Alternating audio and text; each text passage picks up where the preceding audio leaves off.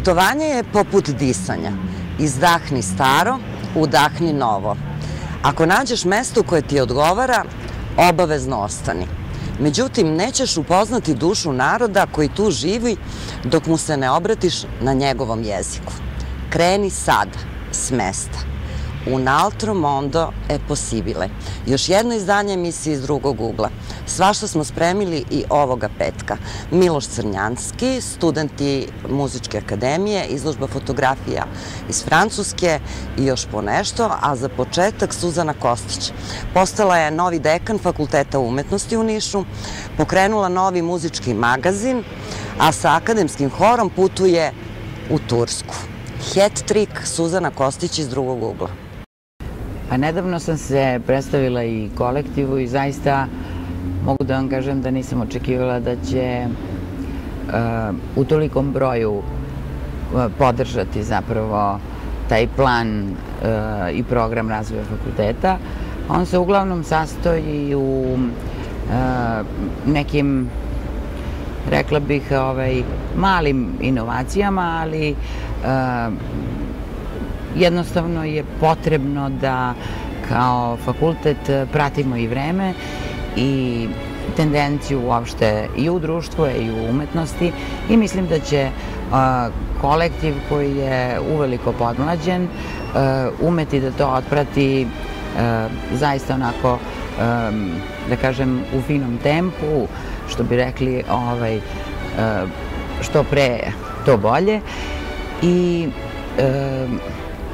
moram da kažem da rasterećena prosto mogu da uđem u obavljanje funkcije od 1. oktobra, jer smo juče saznali da smo, juče ili prekjuče, smo saznali da smo prošli ceo taj akreditacioni krug koji nam je zaista... Dobili ste licencu, je li tako? Dobili smo akreditaciju za sve studijske programe, tako da jednostavno ulazimo onako rasterećeni u naredni mandat, bar što se toga tiče.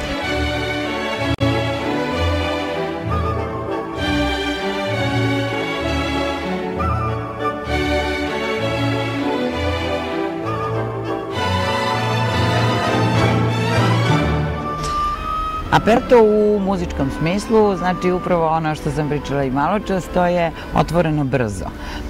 Dakle, u Italiji možete da vidite da na prodavnicama vam piše aperto, to znači otvoreno, ali u muzičkom smislu to je otvoreno brzo. Dakle, poenta je da će izlaziti kvartalno, 4 broja godišnje i otvoreno brzo znači neki put će se desiti da kulturni događaji, recimo u Nišu, diktiraju da bi bilo poželjno da objavimo 6.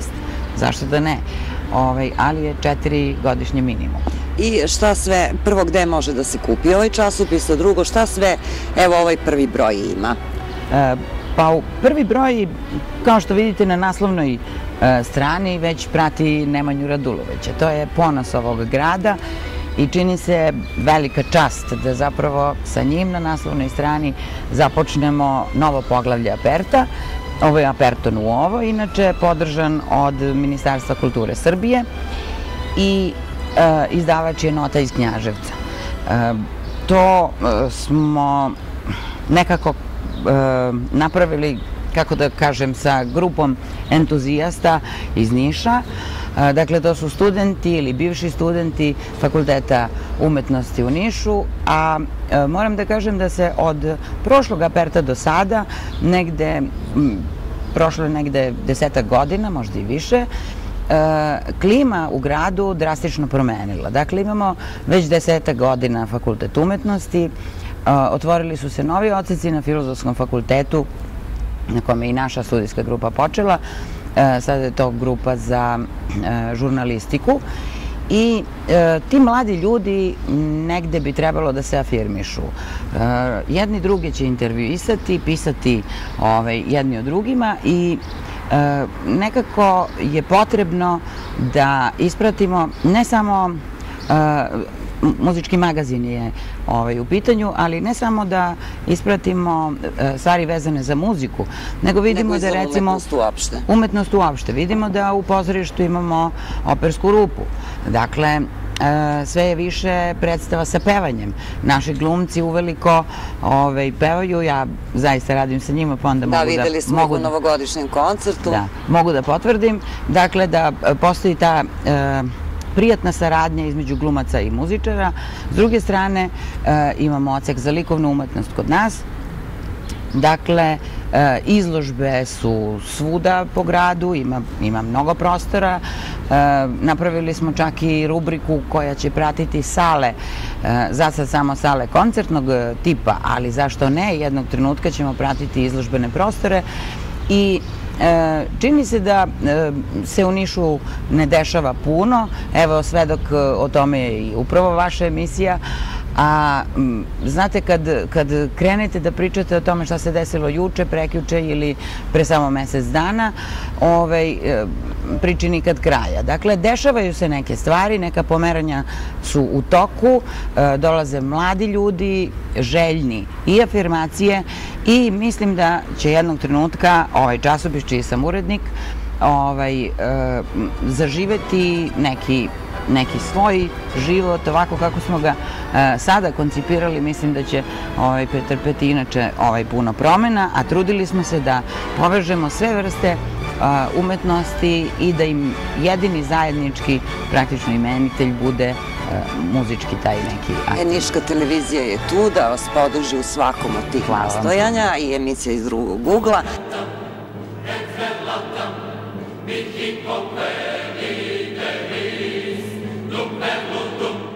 Treći povod vašeg gostovanja je odlazak akademskog hora u Izmit. Kad bude emitovan ovaj razgovor, već ćete biti u Turskoj.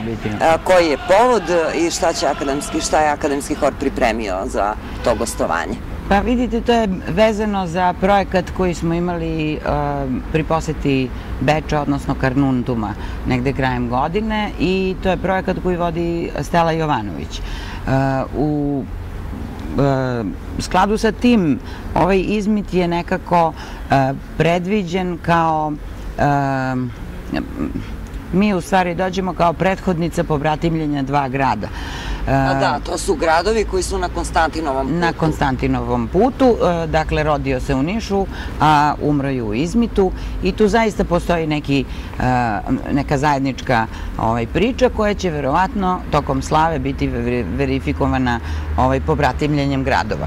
Ono što je još interesantno, Izmit je jedan od 5 gradova koji su u okviru tog projekta oko Konstantina obuhvaćeni i mi ćemo tamo održati 2 koncerta. Dopalo im se ono što smo radili u Beču, pa su nas sad pozvali i u Izmit. Nadamo se da će ta saradnja nekako da se odrazi i na saradnju Niškog univerziteta i njihovog. Tako da ima puno stvari o kojima zaista može da se razgovara u tih 5 dana, ali nas očekuju 2 koncerta. Jedan na Otvorenom, a jedan na univerzitetu i vidjet ćemo kako će to sve izgledati. Mi ćemo sve to snimiti, tako da će gledaoci emisije iz drugog ugla moći po povratku akademskog hora moći da vide šta je Suzana Kostić sa njenim horom uradila u Izmitu. Hvala vam na gostovanju, puno sreće još jednom na novom radnom mestu, da tako kažem, i čestitke za ponovo pokretanje jednog muzičkog magazina koji Niš zaista nije imao. Hvala vam puno. I sretan put. Hvala.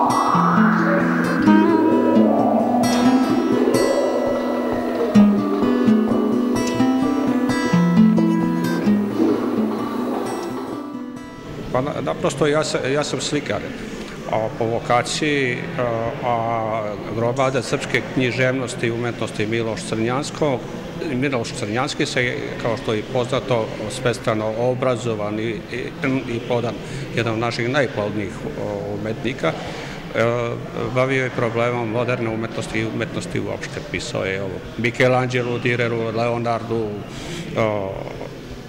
i tako dalje, o postmoderni.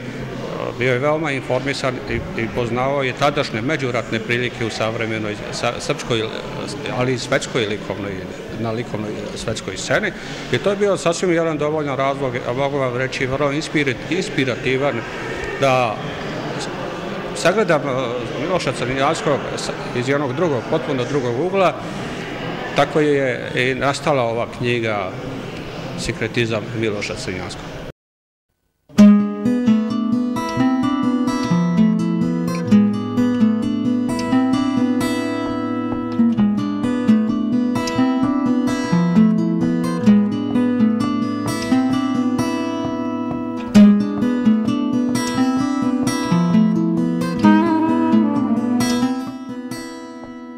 I za moju dragu nišku publiku koja prati moje umetničko delo. Ovde sam pretprošle godine imao samostalnu izložbu slika u galeriji Tvrđava, a ovom prigodom, istovremeno s promociju knjige, prezentaciju knjige, prvi put ću predstaviti niškoj publici i video art u trajanju od 6 minuta pod nazivom Adoracija sinkretizmu Crnjanski.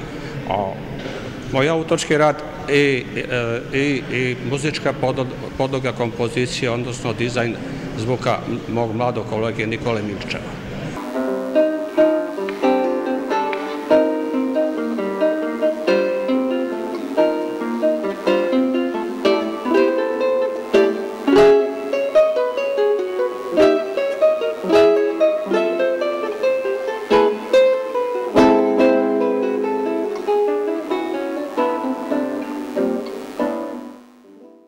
Prvo, Crnjanski je sve što se moglo napisati napisao, od Crnjanskog je sve rečeno što se moglo reći i napisano, a ja sam gledao Miloša Crnjanskog iz jednog potpuno drugog ugla.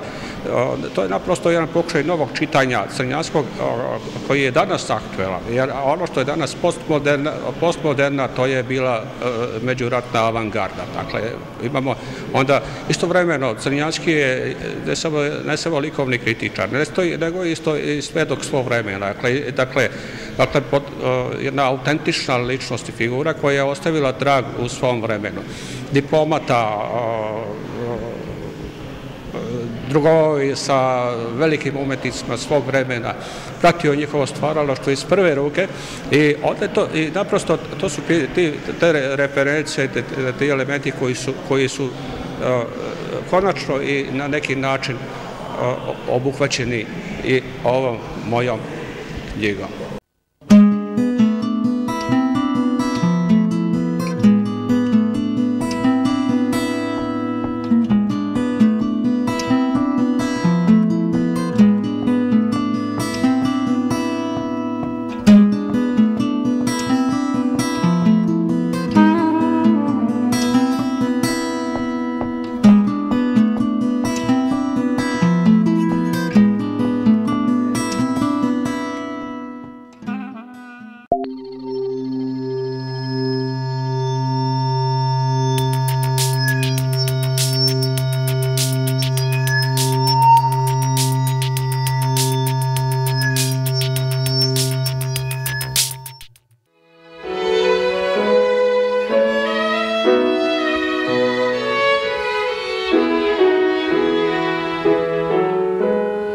Ja sam i više nego ponosna na svoje studente, mislim da se to i vidi na mom licu.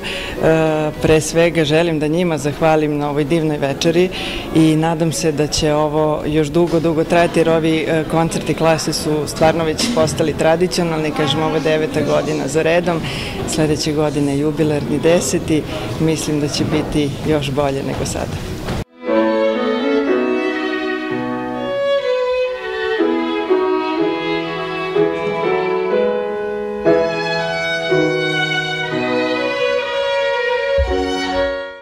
Oni su večeras izveli kamernu muziku svih epoha, praktično od Hendla, Mozarta, Dvoržaka, Čajkovskog do na kraju Piazzole, Ernesta Kellera i zaista su imali širok dijapazon kompozicija kamernih, tu su bili različiti sastavi kao što ste imali priliku da vidite od dua, trija, kvarteta. Potrudili smo se da sve to bude onako u skladu sa onim što mi radimo, a da opet bude jedno lepo iskustvo niškoj publici i onim što su čuli večeras.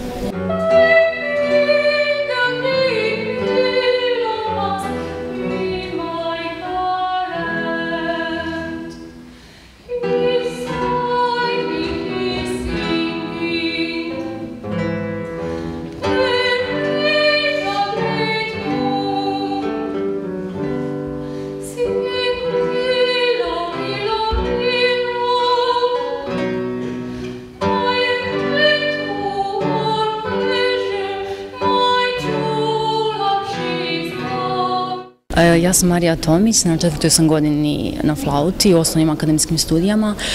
Sviram sa kolegom Nikolom Milovanovićem, svirali smo večeras Piazzolu iz trilogije Tanga, prvi stav, odnosno bordel iz 1900. godine. Večeras je bilo fenomenalno na sceni zato što je publika bila vrlo pozitivna i bilo je dosta ljudi koji su pažljivo slušali, tako da stvarno je bilo zadovoljstvo svirati za njih.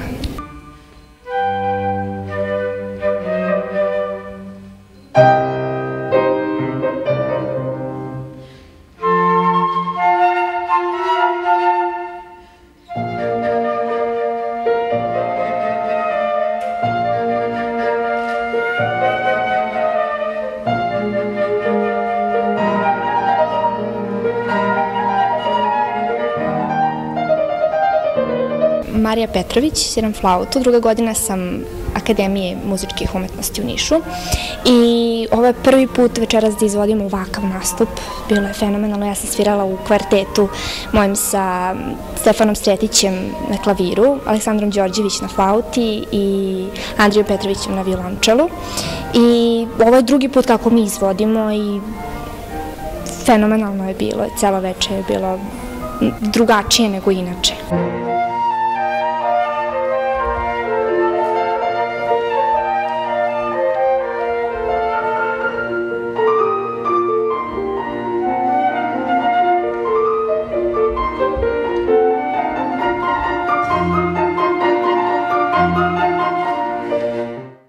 Znate šta, više nego zadovoljna. Pre svega jer su studenti posle dužeg vremena imali priliku da nastupaju pred prepunom salom Fakulteta umetnosti. To je nešto što pre svega meni mnogo znači kao njihovom profesoru. Ta podrška niške publike je večeras bila nemerljiva i zaista sam prezadovoljna večerašnjim koncertom.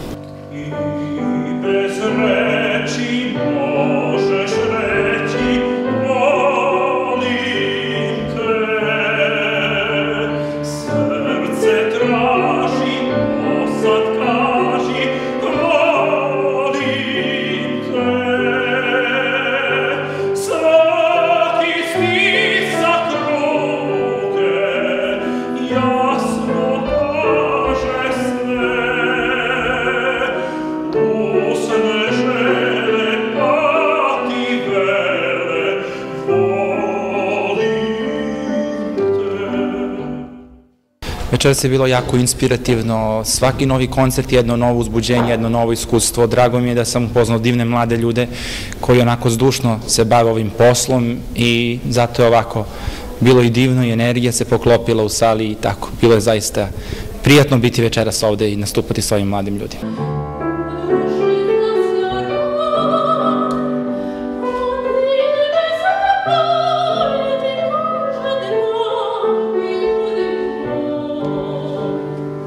Više nastupam nego ranije, imam više nastupa, to što mi omogućava da proširujem repertoar koji sam do tada već i pravio. Sada neki ljudi traže nešto drugačije, vole da se oprobujem i u srpskim kompozitorima, tako da nastupam i sa svojom grupom malo više, spremam taj poslednji čuveni ispit i tako, sve ide nekako uzlaznom putanjom.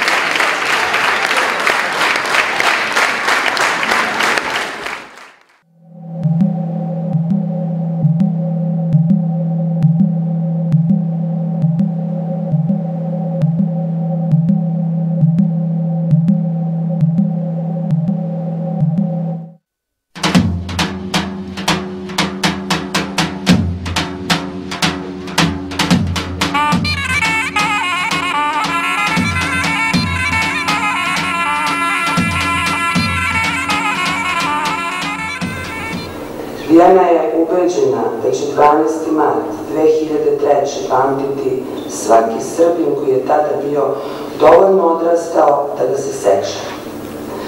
Dan kada su ubili Zorana Đinđića, prvog demokratskog premijera Srbije. Kako ste upoznali Dijanu?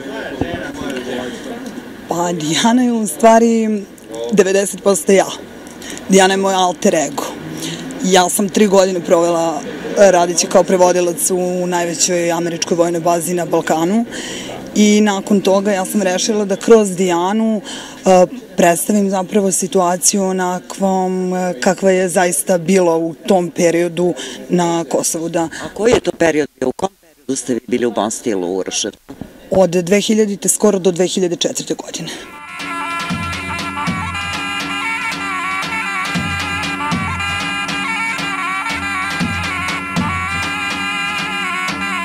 To je bilo neko vreme kada nije bilo prijatno biti Srpkinja ili Srbin na Kosovu, a još je bilo neprijatnije biti Srpkinja koja radi za Amerikance, jer njih su jedni doživljavali kao oslobodioce, drugi kao okupatore, a istina je bila tu negde na sredini. Ja sam kroz Dijanine svakodnevne događaje, kroz svakodnevne životne situacije u kojima se ona i njeni prijatelji, što Srbi, što Albanci, što Amerikanci nalazili, probala i donekle uspela. Zapravo sad već posle, 10 meseci od izdavanja knjige tvrdim da jesam uspela da ljudima nekako približim taj Bonstil i samo Kosovo u tom periodu i tu trilateralu odnosa.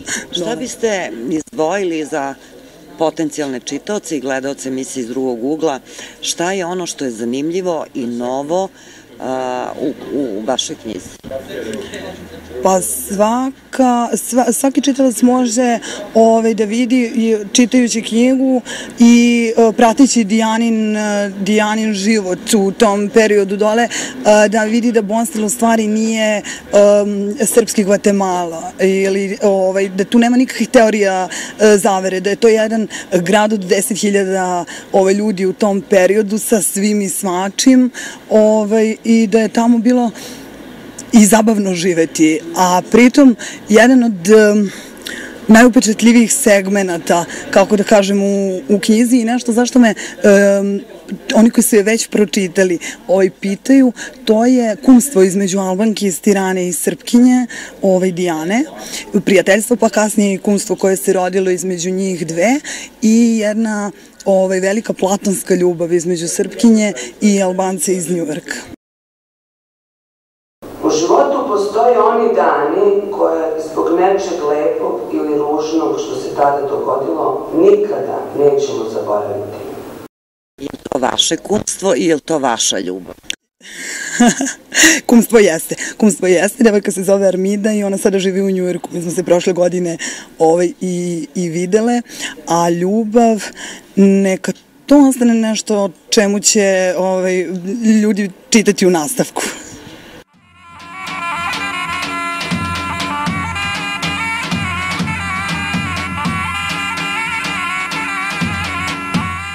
Ja sam čisto iz avanturizma otišla tamo i spletom okolnosti, eto, životne okolnosti su me odvele.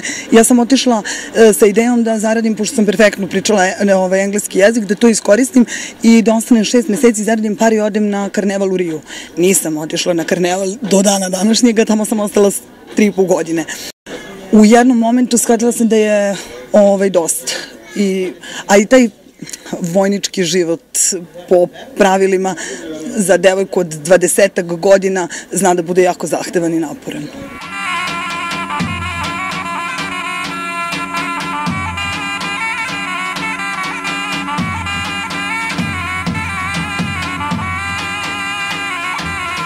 U pripremi je nastavak Devojke iz Bonstila, a posle ćemo vidjeti, imam ja tu raznih ideja, naravno nastavit ću. Danas nije zahvalno u Srbiji, ne može se živeti od književnosti, ali ja verujem da ako radiš ono što voliš, onda radiš najbolje, a to se nekako negde i nekad isplati sigurno. Tako da nastavljam da pišem, a u pripremi je i film, ekranizacija knjige Devojka iz Bonstila i pozorišna predstava. ko će igrati vas? To će reditelji da odluče, ja ni ušte nisam htjela da se mešam sem u scenariju, znači to ne može da bude ono što je Angelina Jolie napravila, mi pravimo nešto drugačije.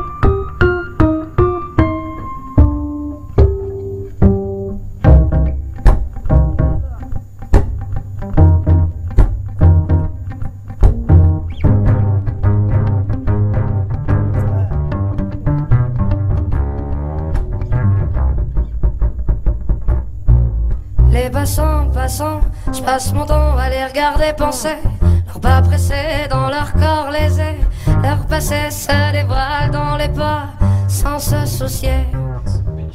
Savremeni čovek danas želi da se što bolje organizuje i da što bolje putuje. To je posebno cilj u velikim gradovima kao što je Beograd. Niš je mali grad i nema taj problem. Veliki gradovi moraju da organizuju gradski prevoz tako da bude prilagođen svima, a da istovremeno štiti životnu sredinu. Que suspicieuse à l'affût, je perçois le jeu de banc. Leur visage comme des masques me fait l'effet répugnant. Que faire semblant, c'est dans l'air du temps. Passe, passe, passera, la dernière restera. Passe, passe, passera, la dernière restera.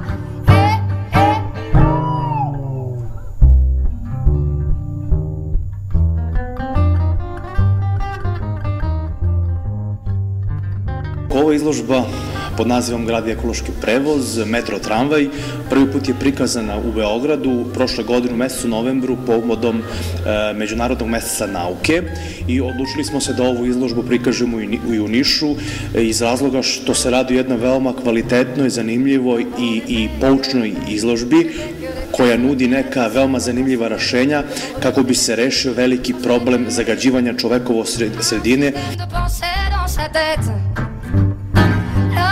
Déjà, c'était l'été encore. Le temps me surprend, semble s'accélérer. Les chiffres de mon âge amènent vers ce moi rêvé. Passe, passe, passera, la dernière restera. Passe, passe, passera, la dernière restera.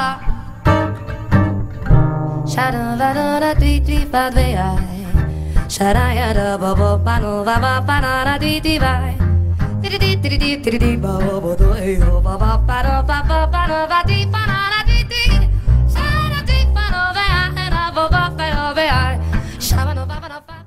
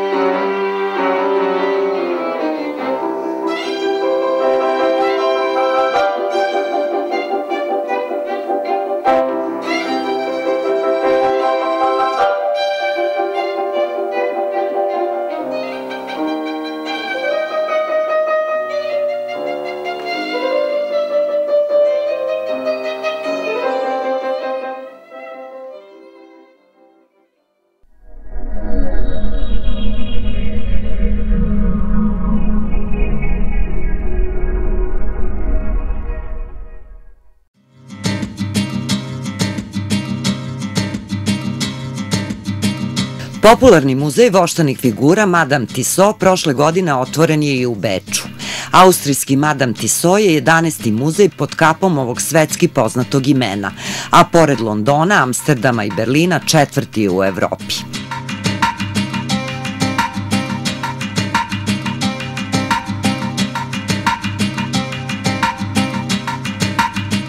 Na 1500 kvadratnih metara muzeja u zabavnom parku Prater izloženo je 65 voštanih figura, a dok gledate fotografije najpopularnijih ličnosti iz sveta filma, politike, sporta, nauke i muzike, evo i nekih zanimljivosti. Izrada jedne voštane figure traje 4 meseca, a košta oko 200.000 evra.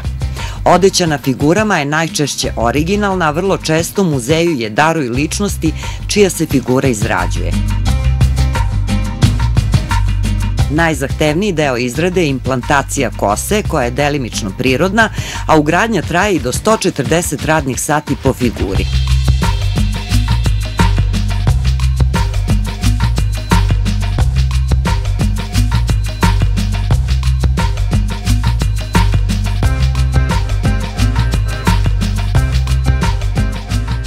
Znamenitih Srba u ovom muzeju nema, pa tako u društvu Einsteina nema Nikole Tesle. Ostaje nam samo da se nadamo da će Novak Đoković, nakon što je osvojio Wimbledon, uspeti da osvoji figuru i u ovom Evropskom muzeju.